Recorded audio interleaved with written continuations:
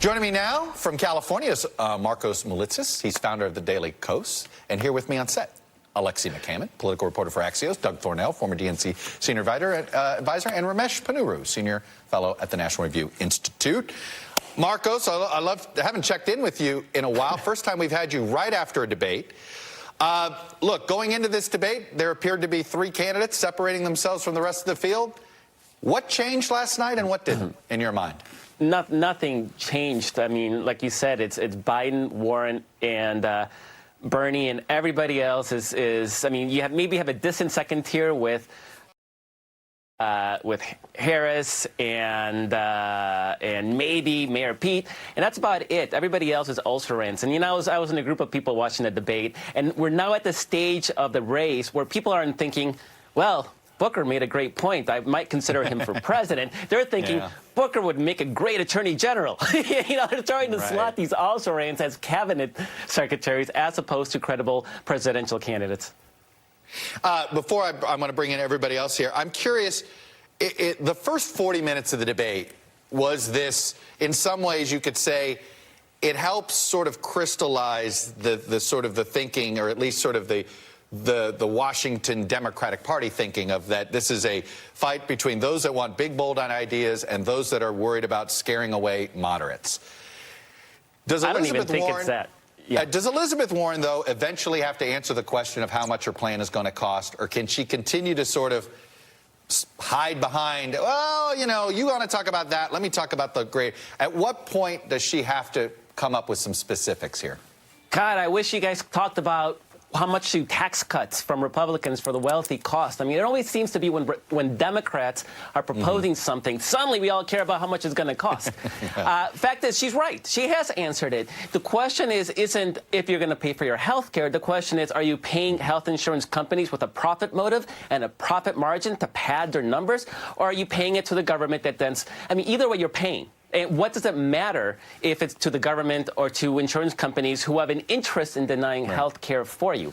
That's the question. I think she's answered that. Let me accept that premise. Does she need to do a better job of explaining how that works to the country? Oh my gosh, she's doing a great job of explaining it. I know maybe you have maybe you're unconvinced, and maybe the moderators at some of these debates are. Fact is, her numbers are going up steadily, and they're doing so without any big moments. I mean, you see this in her debate strategy. She wasn't trying to score points. Everybody else is jumping all over each other. There was, at the beginning, you talk about those first 40 minutes, there was a point where she did not speak for 40 minutes. I thought that was ridiculous. She was perfectly happy to sit there and wait until the next question because she doesn't have to score any points. I mean, she's methodically growing her support, apparently one selfie at a time, one plan at a time, and it's the right way. It's solid, and it requires zero gimmicks or viral moments to work. I think those are fair points. Doug Thornell, what do you think? And what did you say? So I think, I agree with Markos. I think Elizabeth Warren put in a artistic performance. It is a textbook version of how to debate. She does this thing with Bernie Sanders that I don't know if everyone catches, but so someone throws a punch at her or intended to be at her or on some of her positions. She ducks. It hits Bernie, and he responds. It's unbelievable. And she remains on message throughout the entire debate. She's been, look, agree with her, disagree with her. She is a top-notch debater, and I think Joe Biden had a strong night. I think Bernie was fine, but I don't think he really advanced the ball at all. Alexi, one of the debates we're having, and I know Markos is going to jump in on this in a second, I agree with you that she ducked some of the questions and allowed Bernie to have to take the incoming on Medicare for All, but she's being defined by the one issue that is unpopular with independents that they're pushing the hardest, which is Medicare for All. Right. Well, because as she says, she supports Bernie Sanders' legislation for Medicare for All. That was something Joe Biden used in one of, I think, his more quippy lines, that she supports Bernie, he supports Barack. But that's part of her bold vision for the future, not just of the Democratic Party and of the country. And if she's going to get up on this debate stage after supporting something like that Medicare for All legislation and not talk about it, like we sort of saw with someone like Kamala Harris, who signed on to the Green New Deal legislation and didn't talk about it at all during the debate when climate change came up, Elizabeth Warren can't get up on stage and not talk about something like that.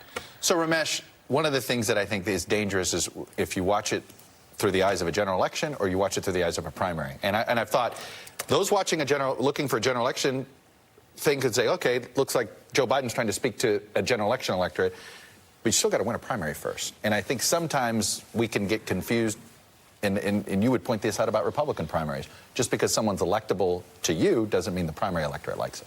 Well, most voters, particularly primary voters, they're not thinking in terms of, they're not talking heads, they're not political strategists. And although if you've been to Iowa recently, the average Iowa caucus goer is. But anyway, go ahead. But a lot of the time when people say somebody's electable, it means that they like him or they like her. It doesn't mean that they've made, well, not my perfect candidate, but other people will like him, and therefore I'm going to go for him.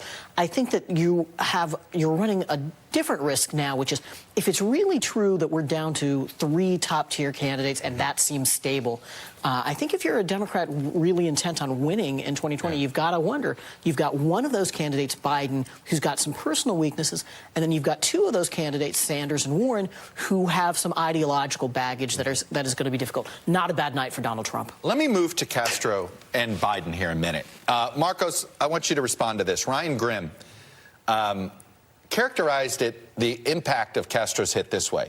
Castro's attack is important, he writes, because it gives permission to the media to begin talking openly about whether Biden is slipping. It was a kamikaze move in the sense that most voters don't appreciate personal attacks, as we saw by the reaction last night. But it suggests he's playing for vice president or some other future role in the party and doesn't see Biden as the future of it. What do you make of that take, Markos? Well, yeah, Biden is not the future of the party, and I think his falling numbers sort of suggest that. You said earlier that this was a sort of a contest between moderates and the Warren Bernie wing of the party that want bigger change. It's not that at all. I mean, the question is people who support Biden don't support Biden because they want moderate vision of America. They support Biden because there's still this preconceived BS notion that being a white male gives you an advantage in a presidential contest. It's out of fear, not out of any love or respect or actual excitement about Biden. And you're seeing that in the numbers. And so this idea that I mean, you're talking about Castro. I mean, earlier you mentioned. Did he open up the permission slip to make this a bigger issue? The Biden's age. Yeah, I guess. I mean, I thought it was already an issue. It was brought up before by Kamala Harris and in previous debates. And earlier you mentioned that Cory Booker sort of defended Biden. But if you look at that interview, that same quote, that there was a part of it that you omitted, where he actually says what Castro did was legit because people have legit questions about Biden. And really, after seeing the word salads and the jumbles and the half-truths to come out of Biden in last night's debate and in recent weeks, I mean, the idea of Biden-Trump debate actually terrifies me. I mean, these two sort of aging, macho, white males sort of puffing their chests and throwing out stories that are only maybe half true or not true at all, trying to score points on each other is actually quite terrifying. And I think it would be a real detriment to our democracy to see something like that. So I definitely want somebody with a little more substance to counter. Let Trump be Trump. He's going to be incoherent. Let somebody with substance be on the other side. Doug, this has been one of these debates. We were talking about this morning. If Trump wasn't there, this Biden issue would be a gigantic problem, right?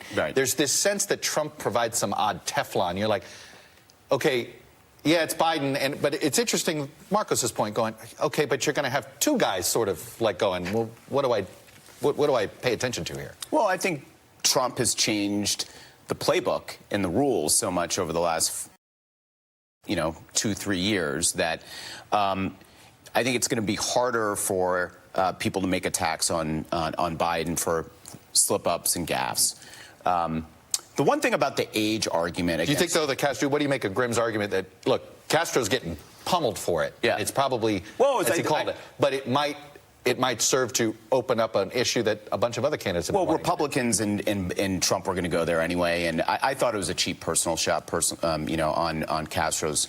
And I thought politically it was actually dumb because there are a lot of seniors who vote in Iowa and New Hampshire and South Carolina. And I actually do think when you take this roundabout way to implicitly bring up the age issue, just do it. Just go after him. Just say, if that's what you, I'm not saying I agree with that, but he did this sneaky. He picked the wrong hill. Yeah, and it was like, and I just watched your interview, Chuck, and it was just like, come on, dude. Like, just if you want to make the attack, make the attack. Alexi, Markos brought up the word salad. The Venezuela answer.